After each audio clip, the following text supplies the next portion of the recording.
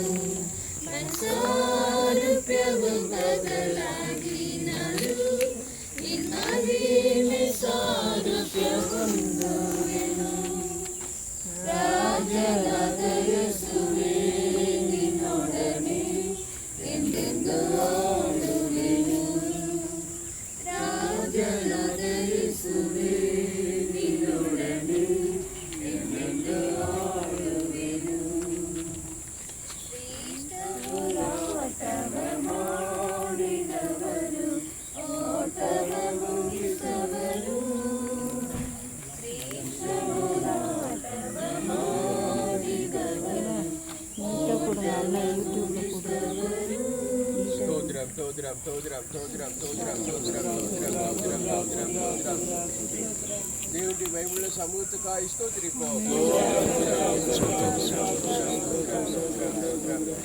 அருமையான சகோதரி ஜீவியத்தில் தேவன் பாராட்டின கிருபைகளுக்காக ஸ்தோத்திரிப்போம்.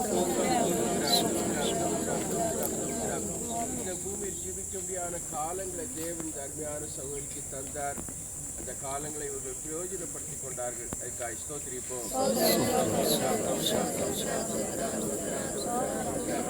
இந்த பூமிக்குதான இந்த மண்ணான சரீரத்தில் வெளிச்சம் சரீரத்தில் ஜீவிக்கும் போதே நித்தியத்தை குறித்தான வெளிச்சத்தை பெற்று பரலோகத்துக்கு தங்களை ஆயத்தப்படுத்திக் கொள்ள தேவன் இவர்களுக்கு பாராட்டின வெளியேற பெற்ற கிருபைகளுக்காக ஸ்தோத்திரிப்போம்.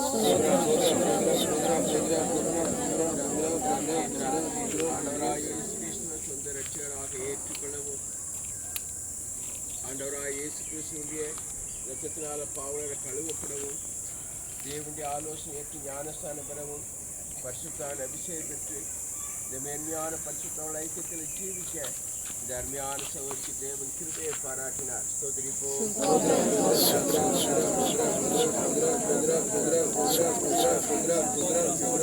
நான் என்னால் பிறந்தான் என்று சொல்லப்பட்டிருக்கிற வார்த்தைக்கு ஏற்றபடி இவர்களும் சியோனின் உன்னதமான ஒரு சிறப்பை பெற்று சியோனுக்கென்று தன்னை ஆயத்தப்படுத்திக் கொள்ள முடியாத விதங்களில் தேவன் இவர்களுக்கு பாராட்டின கிருபைகளுக்காக ஸ்தோத்திரிப்போம்.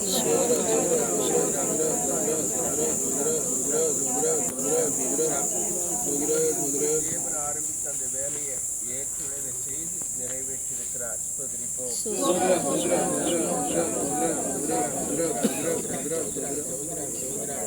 இவர்கள் மூலமாக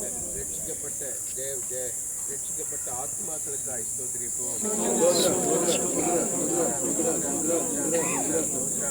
இவர்கள் மூலமாய் எத்தனையோ ஆத்மாக்களை பரிசுத்தான ஐக்கியத்தில் கொண்டு வர தேவன் இவர்களை பிரயோஜனப்படுத்தினார். ஸ்தோத்திரிப்போம்.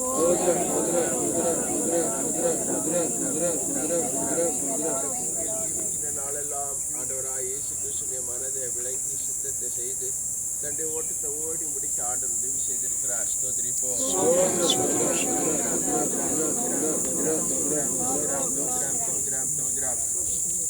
வெளிப்படுத்தின விசேஷம் 20ஆம் அதிகாரம் 6வது வசனம்.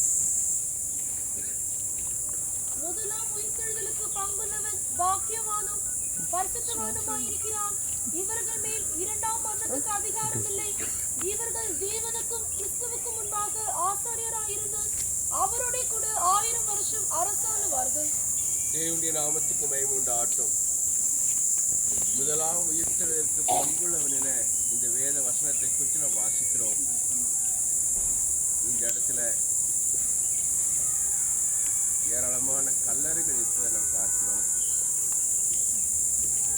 மரித்து அடக்கம் பண்ணப்பட்டவர்கள் என்று அவர்களை குறித்து இந்த கல்லறைகள் வெளிப்படுத்தக்கூடியதாக காரணம் கிறிஸ்தவ மார்க்கத்தில் நிச்சயம் அல்லது ஆண்டவராய் இயேசு கிறிஸ்து அறிந்து அவர்களுக்குள் ஜீவிக்கிறதான தேவ ஜனங்களுக்குடான நிச்சயம் ஆண்டவராய் இயேசு கிறிஸ்து எப்படி மரித்து அடக்கம் பண்ணப்பட்டு 3ஆம் நாளில் உயிரோடு எழுந்தாரோ அதே போல ஆண்டவராய் இயேசு கிறிஸ்துவுக்குள் ஜீவிக்கிறான ஒவ்வொருவருக்குள்ளாவும் நாமும் மரித்து அடக்கம் பண்ணப்பட்டு உயிரோடு எழுப்பப்படுவோம் என்ற அந்த உயிர்த்தெழுதலின் ஒரு மேலான மகிமையான ஒரு நம்பிக்கை தான் இந்த இடத்துல இருக்கிற கல்லறைகளுக்குண்டான காரியங்களாக இருக்கிறது.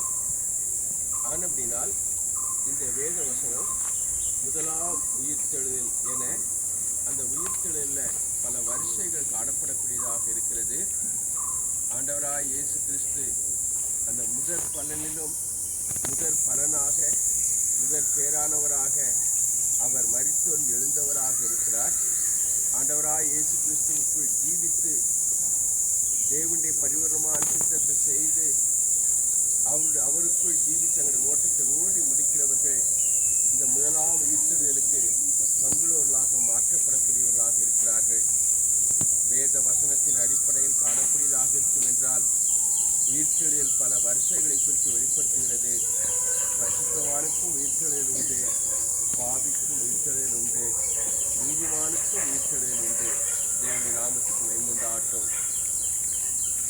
மத்தேயு 25ஆம் அதிகாரத்தில் அந்த உயிர்த்தெழுதல் ஒரு கூட்டத்தார் நீதிமான்கள் துன்மார்க்கர்கள் பிரிக்கப்பட்டு வெள்ளை சிங்காசனத்துக்கு நேராக நியாயத்தீர்ப்புக்கு நேராக கடன் செல்லக்கூடிய கூட்டத்தாரை குறித்தும் வேதம் போதிக்கப்படக்கூடியதாக இருக்கிறது. தேவனுடைய நாமத்துக்கு மகிமையுண்டாகட்டும். ஆனால் இவைகள் எல்லாவற்றின் மத்தியிலையும் முதலாம் உயிர்த்தெழுதல் என்பது ஒரு மேன்மையான அனுபவம் என்பதையும் இந்த வேத வசனம் நமக்கு வெளிப்படுத்தக்கூடியதாக இருக்கிறது. முதலாவது, அந்த உயிர்த்தெழுதலுக்கு அவன் பங்குள்ளவனாக இருக்கிறான். இரண்டாவது, அவன் பரிசுத்தவானாக இருக்கிறான். மூன்றாவது, இரண்டாம் மரணத்திற்கு அங்கே அதிகாரம் இல்லை. காரணம், மரணம் ஒரு பிரிவை உண்டாக்கக்கூடியது. இந்த அருமையான சகோதரி இந்த சரீரத்தில் நம்மத்தில் ஜீவித்தார்கள். இவர்கள் ஊழியம் செய்தார்கள். ஷில்லாங்கில் ஊழியம் செய்தார். இவர்கள் இந்த பெங்களூர் கன்வென்ஷனில் வந்து இந்த கன்வென்ஷனில் பங்கு பெறும்படியாய்த்தான் வாஞ்சியோடு வந்தவர்களாக இருந்தார்கள். ஆனால் தேவனுடைய நோக்கம் ஒரு வெளியேற பெற்றதாக இருந்தபடினால இப்பொழுது இவர்கள் சரீரம்தான் நம் மத்தியில் இருக்கிறது. இவருடைய ஆத்மா பிரிந்து தேவனுடைய நித்திய திட்டத்திற்கு நித்திய நோக்கத்துக்குள் காணப்படக்கூடியதாக இருக்கிறது. தேவனுடைய நாமத்துக்கு மகிமையுண்டாகட்டும். இந்த சரீரத்திலிருந்து இவர்கள் இப்போது நம் மத்தியிலிருந்து பிரிக்கப்பட்டிருக்கிறார்கள். இந்த வீட்டார் மத்தியிலிருந்து, இந்த பூமியிலிருந்து எல்லார் மத்தியிலும் பிரிக்கப்பட்டு விட்டார்கள். மரணம் இவர்களை பிரித்து விட்டது. இப்போ நாம் இந்த சரீரத்தை அடக்கம் பண்ணும்படியாக வந்திருக்கிறோம். மரணம் ஒரு பிரிவை உண்டாக்கும். இந்த மரணம் எல்லாருக்கும் உண்டானது. ஆனால் இரண்டாம் மரணம் என்பது ஆத்மா அழிவில்லை. அந்த ஆத்மா தேவனை அறியாமல் பாவத்துக்குள் ஜீவித்து அது ஒரு மரணத்தை சந்திக்கக்கூடியதாக இருக்கும் என்றால் சரீரத்திற்கு இந்த ஆத்மா ஒரு முதலாவது ஒரு சரீரத்தின் மரணத்தை சந்திக்க முடியாக இருந்தாலும் அந்த ஆத்மா நித்தியமாக தேவனை விட்டு பிரிந்து அது நியாயத்தீர்ப்பின நரக ஆக்கினை பெற்றுக்கொள்ளக்கூடியதாக இருக்கும். அதான் இரண்டாம் மரணம். இந்த இரண்டாம் மரணத்துக்கு இவர்கள் மேல் அதிகாரம் இல்லை. ஆனால் அதே நேரத்தில் மற்றொரு அனுபவம் இவர்களை குறித்து சொல்லப்படக்கூடியதாக இருக்கிறது. ஆம், இவர்கள் தேவனுக்கு முன்பாகவும் கிறிஸ்துவுக்கு முன்பாகவும் ஆசாரியராக இருந்து அவரோடு கூட 1000 வருஷம் ஆளுகை செய்வார்கள். தேவனுடைய நாமத்துக்கு மகிமையுண்டாகட்டும். இந்த முதலாம் உயிர்த்தெழுதலின் மேன்மை ஒரு 1000 வருட ஆளுகை உண்டு என்பதை நிச்சயப்படுத்துகிறது. அப்படி என்றால் இந்த முதலாம் உயிர்த்தெழுதலுக்கு பங்குள்ள ஒரு அனுபவம் அது எவ்வளவு மேன்மைக்குரியது, அதை நாம் எப்படி பெற்றுக்கொள்ள வேண்டும் என்பதும் வேத வசனங்களில் பல காரியங்கள் இருந்தாலும் தேவனுடைய நாமத்துக்கு மகிமையுண்டாகட்டும். பரிசுத்த பவுல் சொல்கின்ற ஒரு குறிக்கப்பட்ட வார்த்தை, அதாவது பிலிப்பியர்களின் நிருபம் 3ஆம் அதிகாரம் 10ஆம் வசனத்தில் அவர் இப்படியாக சொல்கிறார், நான் எப்படியாயினும் அந்த ஆண்டவராய் இயேசு கிறிஸ்துவுடைய அவர் எப்படி உயிரோடு எழுந்தாரோ அந்த உயிர்த்தெழுந்த ஒரு அனுபவத்தை தான் பெற்றுக்கொள்ள வேண்டும். அதற்கு தான் என்ன செய்ய வேண்டுமோ அல்லது அதற்கு ஒரு தகுதியுள்ள ஒரு அனுபவத்தை எப்படி பெற்றுக்கொள்ள வேண்டுமோ அதற்கு தன்னை ஆயத்தப்படுத்திக் கொள்ளுகின்ற ஒரு அனுபவத்தை குறித்து தான் பிலிப்பியர் 3ஆம் அதிகாரத்தில் பல காரியங்களை குறித்து அவர் சொல்லுகிறார். 10ஆம் வசனத்தை குறித்து நான் வாசிக்கும் போது வாசிங்க. இப்படி நான் அவரையும் அவருடைய உயிர்த்தெழுதலின் வல்லமையும் அவருடைய பாடுகளின் ஐக்கியத்தையும் அறிகிறதற்கும் அவருடைய மரணத்திற்குப்பான மரணத்துக்குள்ளாகி எப்படியாயினும் நான் மரித்தோரிலிருந்து உயிரோடு எழுந்திருப்பதற்கு தகுதியாகும் படிக்கும். எப்படியாயினும் நான் மரித்தோரிலிருந்து உயிரோடு எழுந்திருப்பதற்கு தகுதியாக வேண்டும். இந்த உயிர்த்தெழுதல நான் ஒரு தகுதியை பெற்றுக்கொள்ளணும். அதான் பரிசுத்த பவுலுடைய வாஞ்சை. அந்த தகுதியை பெற்றுக்கொள்ள முதலாவது அவருடைய காரியம், இந்த பூமியில தனக்கு எதெல்லாம் லாபமாக இருந்ததோ அவை எல்லாவற்றையும் 7ஆம் வசனத்தை நான் வாசிக்கிறோம். கிறிஸ்துவுக்காக நஷ்டம் என்று எண்ணினேன். இந்த அருமையான சௌகரியம் கூட இந்த பூமியில் இவருக்கு லாபமாக இருந்த பல காரியங்கள் உண்டு. இவர்களுக்கு ஒரு குடும்பம் இருந்திருக்கிறது, தாய் தகப்பன் சகோதரர்கள், இது இவர்களுக்கு ஒரு லாபம். இவருடைய படிப்பு ஒரு லாபம், இவருடைய வேலை இவர்களுக்கு ஒரு லாபம். ஆம், சகோதரன் சொன்ன சாட்சி கேட்கபடி இவர் ஊழியத்துக்கு ஒரு அழைப்பை பெற்று எடுக்கப்பட்ட பின்பு ஒரு அரசாங்க உத்தியோகம் இவர்கள் அந்த பக்கம் இழுக்கும்படியாக அந்த உத்தியோகத்தினால வீட்டாருக்கு லாபம், அது தனக்கு ஒரு லாபமாக இருக்கும்படி எண்ணின ஒரு சந்தர்ப்பம் இருந்தது. ஆனால் தேவனுடைய வெளியேற பெற்ற அழைப்பு இவர்களுக்குள் இருந்தபடினால் அது நஷ்டம். இப்படி தனக்கு என்னெல்லாம் இருந்ததோ அதெல்லாம் லாபமாக இருந்ததெல்லாம் நஷ்டம். இப்படி அதெல்லாம் நஷ்டமும் குப்பையுமாக எண்ணினது மாத்திரமல்ல, அதை விட்டு கிறிஸ்துவுக்குள் தான் இருக்க முடியாத விதத்தில் ஆண்டவராய் இயேசு கிறிஸ்துவை அறிகின்ற அறிவுக்காக எல்லாவற்றையும் நஷ்டமும் குப்பையுமாக எண்ணின ஒரு அனுபவம் இவர்களுக்குள்ளாக வெளிப்படக்கூடியதாக இருக்கிறது. தேவனுடைய நாமத்துக்கு மகிமை உண்டாகட்டும்.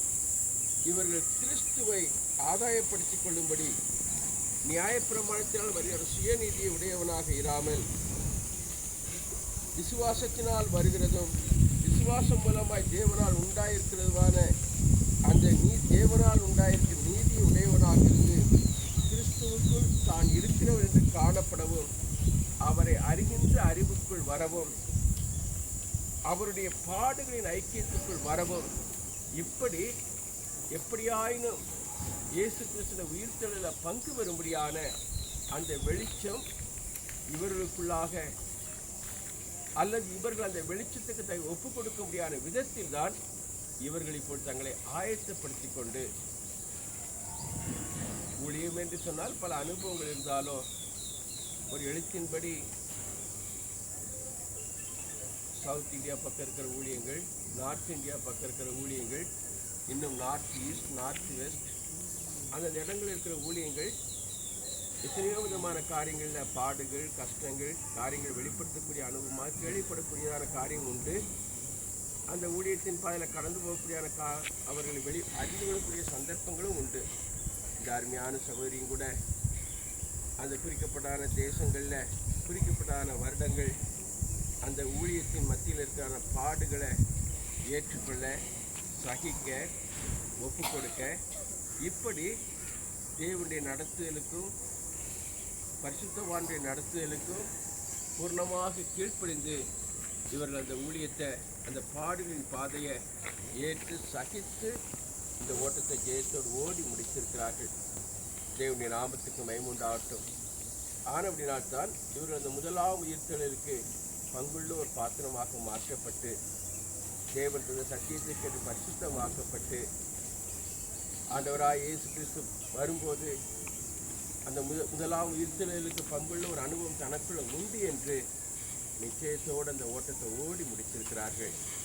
ஆனபடினால்தான் இவர் எந்த இடத்திலிருந்து இவர்கள் ஊழியத்துக்கென்று அழைக்கப்பட்டு வந்தார்களோ மீண்டுமாக தன்னுடைய கடைசி ஓட்டத்தை எந்த இடத்துல துவங்கினார்களோ அந்த இடத்துல ஓடி முடிக்கும்படியான ஒரு கிருபையை கூட கர்த்தர் சகோதரிக்கு தந்து, ஒருவன் எனக்கு ஊழியம் செய்கிறவனாக இருந்தால் பிதாவானவர் கனப்படுத்துவான் சொல்லப்பட்ட வார்த்தை கேட்டபடி இவர்களையும் தேவன் கனப்படுத்தித்தான் இந்த ஒரு ஆராதனை காரியங்கள் எல்லாவற்றையும் தேவன் ஏற்படுத்தி தந்திருக்கிறார் என்று நாம் விளங்கிக் கொள்ளக்கூடிய ஒரு காரியமாக இருக்கிறது.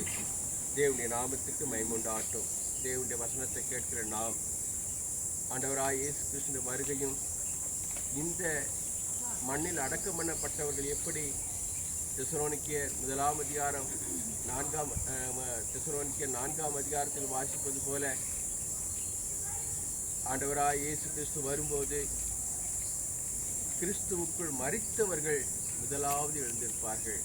பின்பு உயிரோடு இருக்கிற நாமும் அவரை எதிர்கொண்டு போவோம் என்று சொல்லப்பட்டிருக்கிற வார்த்தை கேட்டபடி இவர்கள் ஒரு முதலாம் உயிர்த்து பங்குள்ளவர்கள் என்ற ஒரு நம்பிக்கை நிச்சயத்தோடு தான் இவர்களை நாம் இந்த சரீரத்தை அடக்கம் பண்ணும்படியாய் வந்திருக்கிறோம்.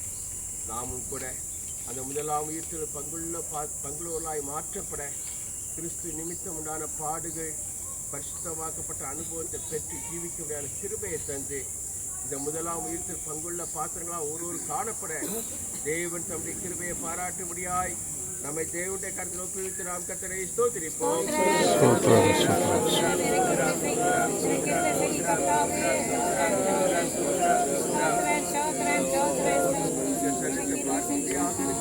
பாருங்க நாம திரும்ப மண்ணில் அடக்க பண்ண முடியாத வந்திருக்கிறோம். சரீரத்தை பார்க்க முடியாது இருக்கிறவங்க பார்த்துருவோம்.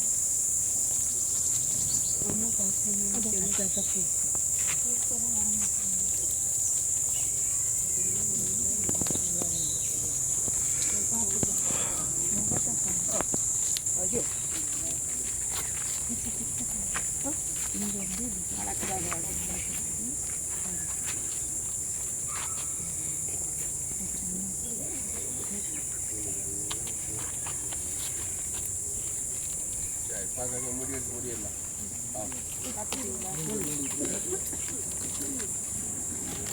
பள்ளியிட போகிறாங்க